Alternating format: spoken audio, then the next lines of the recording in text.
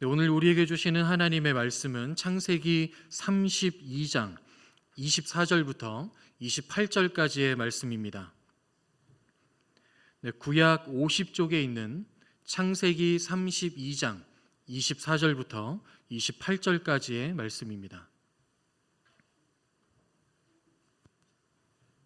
네, 이 말씀을 저와 여러분이 한 절씩 교독하여서 봉독하겠습니다. 야곱은 홀로 남았더니 어떤 사람이 날이 새도록 야곱과 씨름하다가 자기가 야곱을 이기지 못함을 보고 그가 야곱의 허벅지 관절을 치매 야곱의 허벅지 관절이 그 사람과 씨름할 때에 어긋났더라. 그가 이르되 날이 새려하니 나로 가게 하라. 야곱이 이르되 당신이 내게 축복하지 아니하면 가게 하지 아니하겠나이다. 그 사람이 그에게 이르되 네 이름이 무엇이냐? 그가 이르되 야곱이니이다. 함께 봉독합니다. 그가 이르되 내 이름을 다시는 야곱이라 부를 것이 아니요 이스라엘이라 부를 것이니 이는 내가 하나님과 및 사람들과 겨루어 이겼음이니라. 아멘. 이 말씀 가운데 하나님의 은혜가 우리 모두에게 있기를 바랍니다. 네, 지난 4일이었죠. 그 4일에 모든 우리를 충격에 몰아넣는 그런 기사가 하나 있었습니다. 미국 이민 당국이 현대차 그룹 또 LG 에너지 솔루션의 합작 배터리 공장 건설 현장에 닥쳐서 한국인 300여 명을 포함한 475명을 체포하고 구금되는 그런 일이 보도가 되었죠. 보고 참 놀랐습니다. 근데 이들 대부분은 정식 취업 비자가 아니라 단기 상용 비자 또는 전자여행 허가로 입국을 하였다고 합니다. 그러니까 겉으로는 단기 출장 형태의 비자로 들어간 것이죠. 하지만 실제로는 이 건설 현장에서 또 노동을 제공한 것으로 드러났기 때문에 이게 불법 체류 혐의가 적용이 되었던 것이죠. 정식 취업 비자를 받는 것이 금방 이루어지는 것은 아니더라고요. 한 2개월, 3개월 좀 시간이 오래 걸리다 보니까 기업에서는 당연히 빠른 투입을 원하기 때문에 이것을 기다리기가 참 어려웠겠죠. 그래서 좀 편법을 사용해 왔던 것입니다. 근 한 10년 정도 이렇게 해왔다고 합니다. 근데 그 10년 동안은 아무런 일이 없었는데 물론 편법이긴 하지만 그랬는데 갑자기 이렇게 미국이 비자 단속을 강화하겠다 하고 난 다음에 갑자기 이루어진 일이어서 다들 놀라고 또 당황스러운 일이 벌어졌죠. 그런데 이것을 보면서 더 마음이 아팠던 것은 이 구금되는 과정과 사진들을 이제 보도를 통해서 보게 되는 그때였습니다. 그 영상과 사진을 보니까 사람들이 손이 묶여 있고 또 쇠사슬을 차고 있는 그런 영상과 사진들을 보게 되는 거예요. 정말 마음이 아프기도 했고 당황스럽기도 했습니다. 또 화가 나기도 했죠. 이게 이렇게까지 해야 할 일인가? 화가 나기도 했습니다. 그러면서 동시에 깨닫게 되는 것은 자기 나라를 떠나서 다른 나라에서 일하는 거 참 쉽지 않은 일이구나. 또 더 나아가서 자기 나라가 아닌 다른 나라에 가서 사는 일이 참 쉬운 일이 아니구나. 이것을 느끼게 되었습니다. 우리 교회 안에도 다른 나라의 주재원으로 가서 일하며 사시다가 오신 분들이 있으시죠. 지금도 해외에 나가 계신 분들이 계십니다. 꽤 오랜 기간 동안 하루가 아니라 일주일이 아니라 오랜 기간 동안 다른 나라에서 사는 것 얼마나 불편하고 어려운 일이겠습니까? 또 아예 이민을 가서 사시는 분들의 이야기를 들어보면 이 자신의 나라가 아니라는 그 서러움이 대단하다고 합니다. 또 주민들 거기에 살고 있는 사람들의 텃세 아닌 텃세가 많이 이루어져서 그것 때문에도 힘들기도 하고 또 인종차별을 겪기도 하고 또 많은 어려움을 가지고 또 겪으며 살고 있다라는 이야기를 듣게 됩니다. 이것처럼 자신의 나라를 떠나서 다른 나라에 가서 사는 일 참 쉽지 않은 일이죠. 보고 싶은 사람을 보지도 못하는 그런 그리움을 견뎌내야 하고 또 낯선 문화에 적응해야 하는 어려움이 있고 또 주민들의 시선과 텃세를 감내해야 하는 그런 서러움들이 있습니다. 참 쉽지 않은 일입니다. 그런데 오늘 본문에는 이런 쉽지 않은 이민자 생활을 20년이나 넘게 하면서 결국 아주 큰 성공을 거둔 사람이 등장합니다. 바로 야곱입니다. 야곱은 우리가 아는 것처럼 에서의 쌍둥이 동생으로 태어났습니다. 형이 아니고 동생으로 태어났죠. 하지만 이 야곱은 거짓말쟁이였고 도둑이었습니다. 자신이 원하는 것은 수단과 방법을 가리지 않고 가져야만 직성이 풀리는 사람이었죠. 그런데 그 타겟이 에서가 받아야 마땅한 장자 축복권이 된 것입니다. 본인이 장자가 아님에도 불구하고 저거를 꼭 가지고 싶다 생각을 했던 거예요. 그래서 수단과 방법을 가리지 않고 아버지를 속이고 형을 속여서 결국 장자 축복권을 받아냈습니다. 이 당시 시대 때 장자 축복권은 아주 중요한 것이었죠. 그 가문의 대를 잇게 되는 정당한 권리를 갖게 되는 장자 축복권이었습니다. 그렇기 때문에 에서 역시 이것을 중요하게 생각을 했겠습니다. 그래서 자신이 속아서 이것을 빼앗겼고 또 이미 그 축복을 야곱이 받아버린 그런 상황이 되어버린 것이죠. 장자 축복권을 훔친 것입니다. 그런데 이것에 대한 대가는 아주 컸죠. 에서의 죽일 듯한 분노가 일어났습니다. 내가 반드시 야곱을 죽이리라. 그 분노로 가득했고 또 그로 인해서 결국 야곱은 도망하게 됩니다.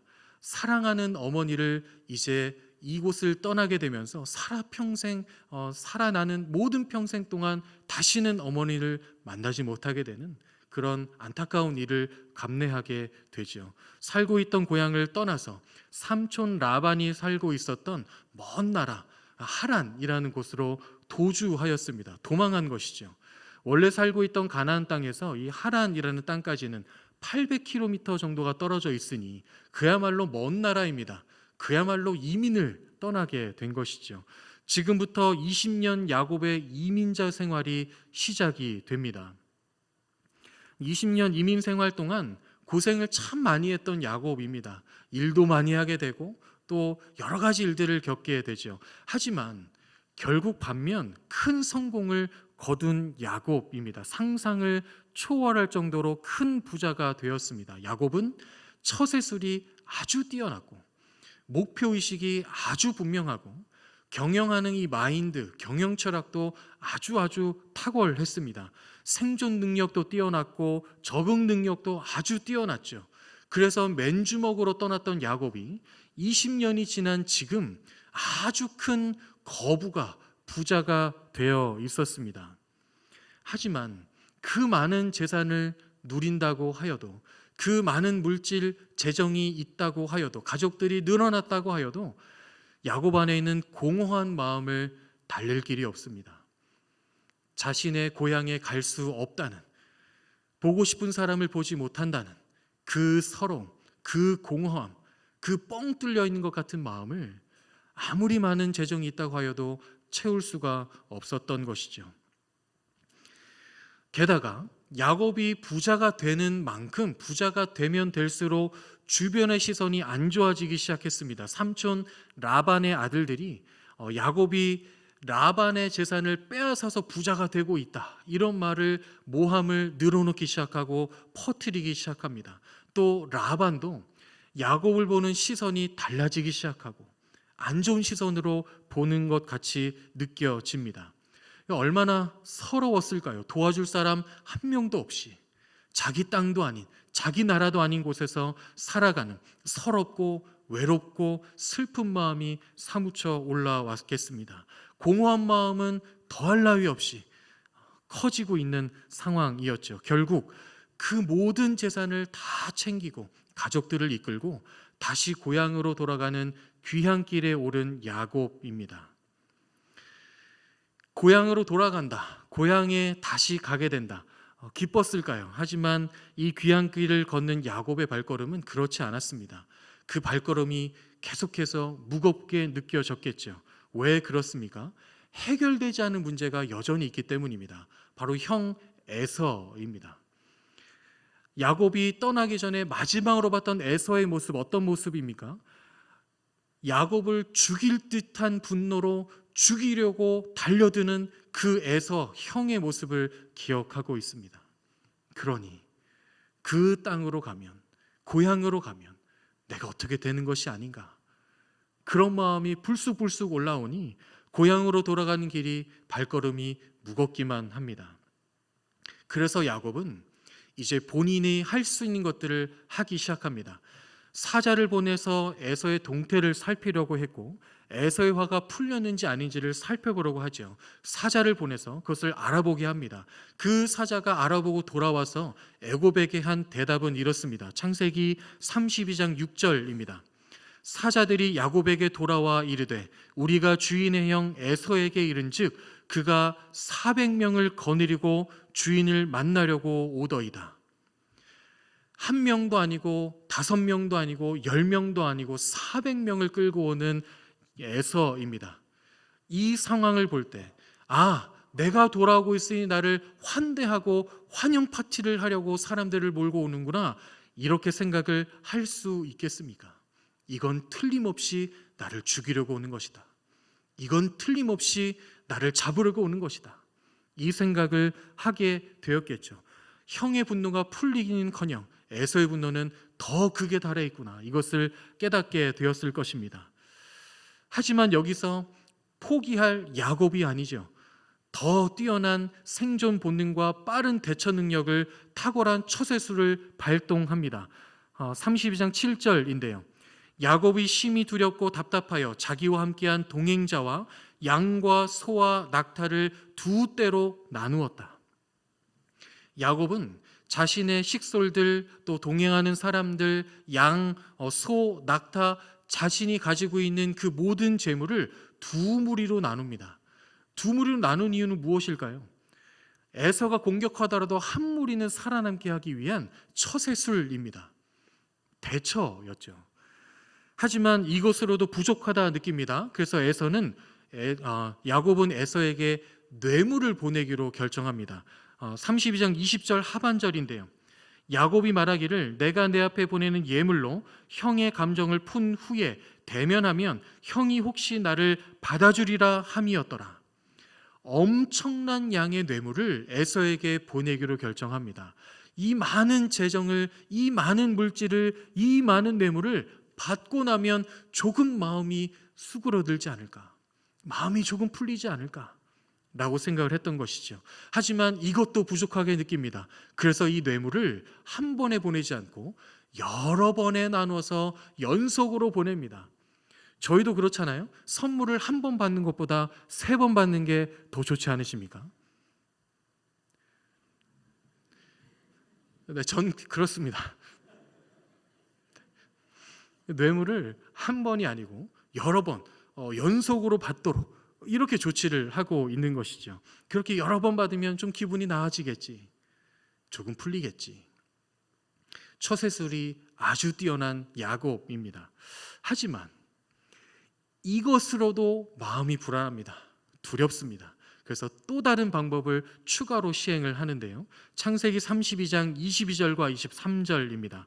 밤에 일어나 2 아내와 2 여종과 11 아들을 인도하여 야복나루를 건널세 그들을 인도하여 시내를 건너가게 하며 그의 소유도 건너가게 했다. 어떤 말인가 하면 아내와 여종, 아들들을 먼저 에서에게 보내는 것입니다. 본인은 가지 않고 먼저 보내는 거예요. 아무리 분노로 가득한 에서라고 하여도 이 아내들을 보면, 여종들을, 여인들을 보면 조금 마음이 약해지겠지. 이 어린 조카들을 보면 조금 마음이 풀리지 않을까? 적어도 그들 앞에서 나를 죽이진 않겠지. 이런 생각으로 이런 처세술을 펼칩니다. 그렇게 자신이 할 수 있는 모든 처세술, 모든 대처를 다 해놓고 홀로 남아있는 야곱입니다. 이때 야곱의 마음이 어땠을까요? 대처를 다 했으니, 아내들과 아이들을 먼저 보냈으니 마음이 홀가분하거나 아니 마음이 편하거나 이제는 됐다 생각했을까요? 오히려 마음이 더 어려웠을 것입니다. 한번 생각해 보시죠. 이제까지 야곱은 자신이 원하는 것은 수단과 방법을 가리지 않고 다 얻어냈던 야곱입니다. 자신이 원하는 것은 다 이루었던 야곱입니다. 자신이 했던 일은 다 성공을 거두었던 야곱입니다. 그런 야곱, 한 번도 실패한 적이 없는 그 야곱인데요. 본인이 할 수 있는 것을 다 했지만, 본인이 할 수 있는 모든 대처를 다 했지만 그 결과를 알 수가 없는 거예요. 확답할 수가 없는 것입니다. 장담할 수 없는 거예요. 이것을 다 보낸다고 하여도 에서의 마음이 풀릴까 풀리지 않을까. 이제까지 한 번도 경험하지 못했던 그 불안함과 두려움으로 더 마음이 가득하게 되었을 것입니다. 여러분에게도 이런 인생의 순간이 있지 않으십니까? 힘겨운 문제 앞에서, 또 어렵게 만드는 그 문제와 상황 앞에서 내가 할 수 있는 것을 다 했지만 해결되지 않고 해결되지도 않을 것 같고 어려워 보이고 좋아지지 않을 것 같은 그런 상황. 그래서 내 마음이 온통 불안하고 두렵고 답답하고 막막한, 이젠 어떻게 해야 되지? 뭘 해야 되지? 알 수가 없는 그런 상황, 그런 인생의 때가 여러분에게도 있지 않으십니까? 그런데 여러분, 그런 우리의 인생의 때가 되었을 때, 그때 우리를 찾아오시는 분이 있으십니다. 바로 우리 하나님이시죠. 야곱에게도, 이런 야곱에게도 하나님이 찾아오십니다. 오늘 본문 24절입니다. 야곱은 홀로 남았더니 어떤 사람이 날이 새도록 야곱과 씨름하다가, 어떤 사람이 와서 야곱에게 다짜고짜 씨름을 겁니다. 어떤 사람이라고 기록되어 있지만 야곱도 이때 누구인지 몰랐지만 야곱이 이후에 이 사람에게 축복, 복을 구하는 것을 보면 그때 야곱은 깨닫게 된 것입니다. 아, 이분은 하나님이시구나. 이분은 하나님이시구나. 하나님께서 오셔서 야곱에게 씨름을 거십니다. 그런데 왜 하필 씨름일까? 왜 하필 씨름일까? 이것은 어쩌면 야곱이 이제까지 살아온 인생을 나타내는 것일 수 있습니다. 야곱의 삶이 마치 씨름과 같은 삶이었죠. 에서에게 거짓으로 씨름을 걸어서 그 씨름에서 승리하고, 아버지를 거짓으로 씨름을 걸어서 그 씨름에서 승리했으며 장자권을 얻었으며, 가는 모든 곳에서 라반에게도, 라반의 종들에게도 다 씨름을 걸어서 그 씨름에서 승리하며 살아온 야곱의 인생입니다. 씨름 같은 인생이죠. 그런데 지금은 이전에 했던 씨름과는 다릅니다. 자신의 힘으로 이길 수 없는 인생의 씨름을 처음 마주하고 있는 것이죠. 도저히 어찌할 수 없는, 모든 걸 다 했지만 어떻게 될지 모르겠는 그 결과를 알 수 없는 씨름을 만났습니다. 오늘 본문에서 하게 되는 이 씨름은 그 야곱의 상황을 나타내는 것입니다. 야곱이 마주하고 있는 그 문제를 나타내는 것이죠. 결판이 나지 않는, 도저히 이길 수 없는, 승부가 나지 않는, 어떻게 될지 모르는 그 씨름이 계속됩니다. 날이 새도록 결판이 나지 않죠. 25절 한번 보시죠. 25절은 함께 읽겠습니다. 시작. 자기가 야곱을 이기지 못함을 보고 그가 야곱의 허벅지 관절을 치매 야곱의 허벅지 관절이 그 사람과 씨름할 때에 어긋났더라. 아멘. 야곱이 이기지 못함을 보았다. 이 구절을 원어로 한번 살펴볼 필요가 있습니다. 이것이 정말 야곱을 상대로 승리할 수 없었다, 이런 뜻이라기보다는 원어를 보면 그 마음을 뿌리치지 못했다가 더 가깝습니다. 야곱이 어떻게든 붙들고 있는, 놓지 않는, 간절히 붙들고 있는 그 야곱의 간절한 마음을 차마 떨칠 수가 없었다. 이것이 더 원어에 가까운 해석이 되는 것이죠. 야곱이 너무 간절하게 붙들고 있으니 차마 그 마음을 외면할 수가 없는 것입니다. 여러분, 하나님은 이런 분이십니다. 간절한 마음을 하나님 붙드는 그 손을 하나님 놓지 않으시는 분이십니다. 더 잡아주시고 더 인도하여 주시는 하나님이십니다. 그 하나님이 지금 야곱과도 함께하고 계시죠. 그렇게 떼어놓지 못하는 그 상황, 그렇게 상황이 이어지다가 결국 야곱의 허벅지 관절을 치고 그 관절이 어긋났다 기록되어 있습니다. 여러분, 이 부분도 원어로 한번 볼 필요가 있습니다. 우리 번역은 관절을 쳤다, 뭔가 강하게 때린 것처럼 기록되어 있지만 원어의 뜻은 다릅니다. 사용되는 이 단어, 그 단어의 원어는 강하게 때리다가 아니라 손이 닿다, 만지다 정도의 단어입니다.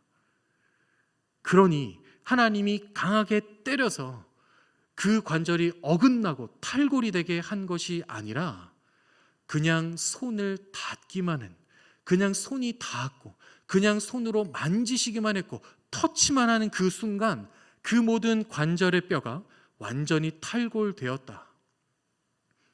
이것이 더 정확한 번역입니다. 그렇게 탈골이 되었지만 탈골이 된 이후에도 야곱은 그 손을 놓지 않습니다. 끝까지 붙드는 야곱이었죠. 절대로 내가 놓지 않겠다. 나를 축복하기 전까지. 어떤 뜻입니까? 나를 도와주시기 전까지. 이 문제를 해결해 주시기 전까지 나는 그 손을 놓지 않겠다 라고 말하고 있는 야곱입니다. 그래서 28절처럼 답을 말씀하시죠. 28절, 이 구절도 함께 읽어보겠습니다. 28절 시작. 그가 이르되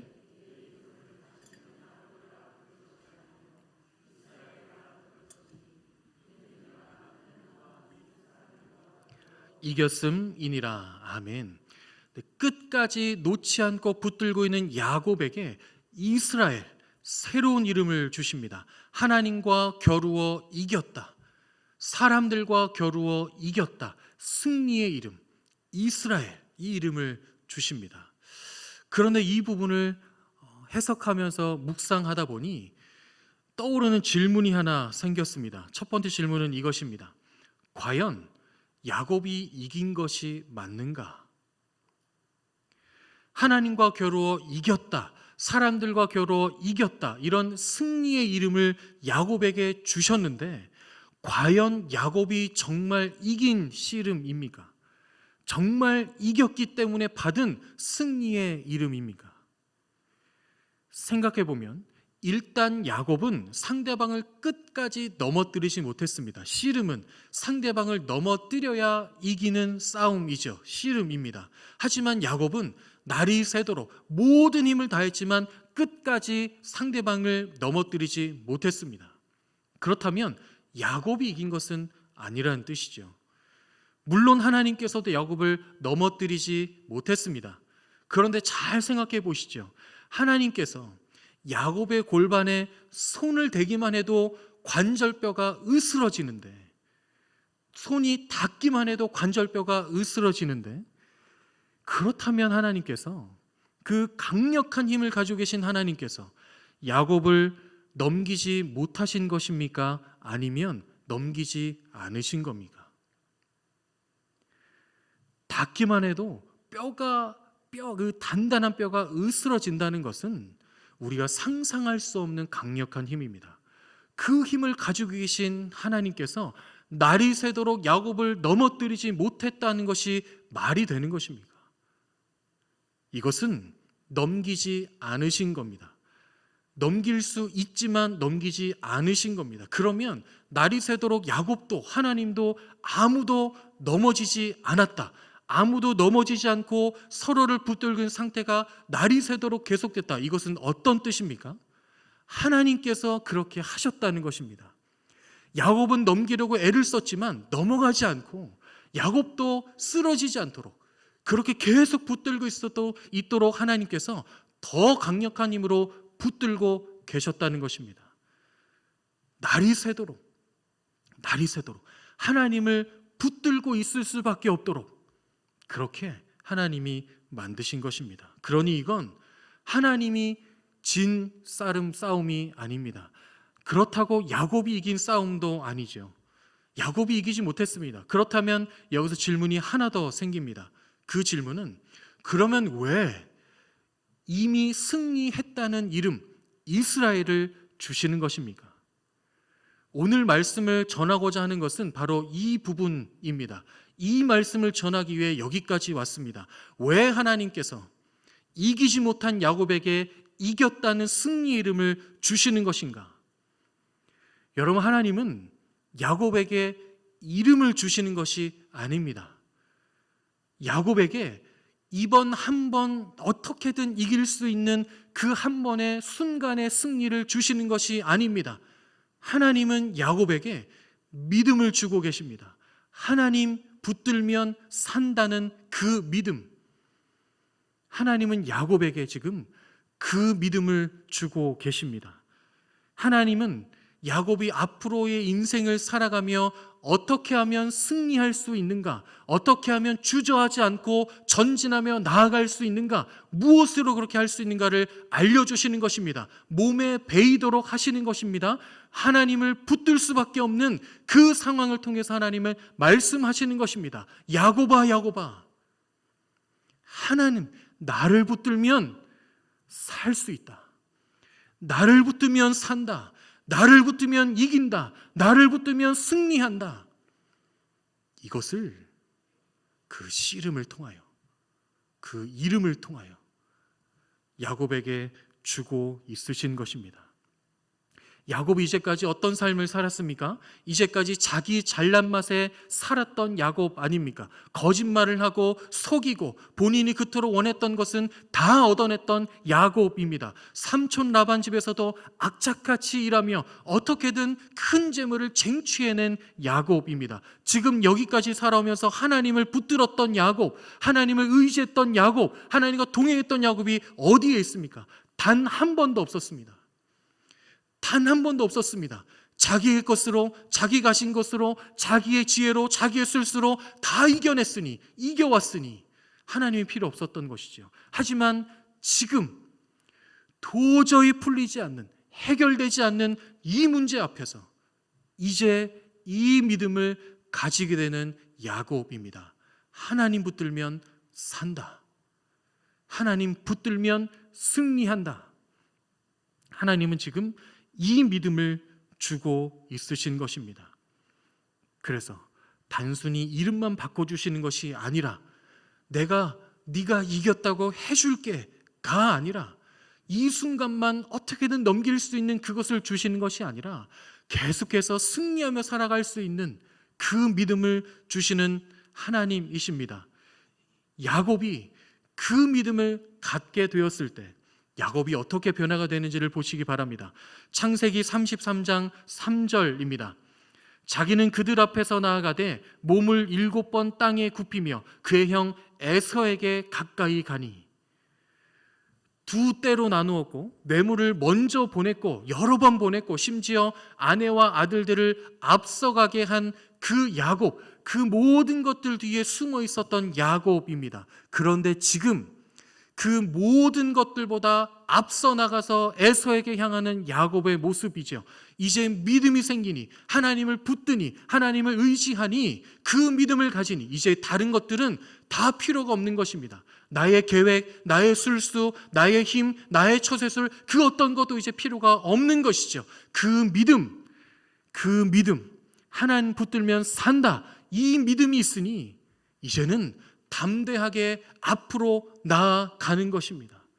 그 분노로 가득한 에서 앞에 담대히 나아가는 야곱이죠.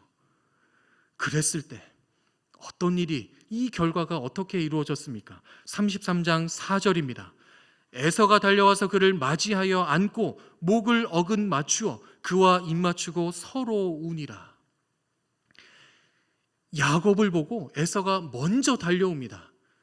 어떤 것도 뇌물, 여인들, 아내들, 조카들 어떤 것도 아직 되지 않았는데 에서가 먼저 달려오고 있는 것이죠. 이것은 누가 한 것입니까?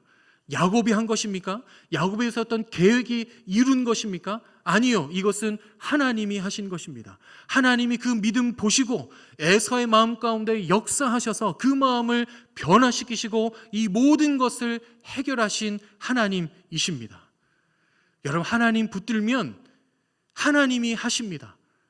하나님 붙들면 하나님이 하십니다. 여러분 믿으십니까? 그 믿음이 저와 여러분에게 충만하게 있기를 축복합니다. 오늘 우리에게 하나님은 이 믿음을 주고 싶어 하십니다. 우리가 살아가면서 때로는 우리를 어렵게 만들고 힘들게 만들고 한 발자국도 전진하고 나아갈 수 없을 것 같은 그런 문제와 상황을 만나게 되었을 그때에 여러분 무엇을 의지하고 무엇을 붙들고 그 상황, 그 문제를 이겨내시겠습니까? 여러분의 돈입니까? 여러분의 직장입니까? 누군가의 관계입니까?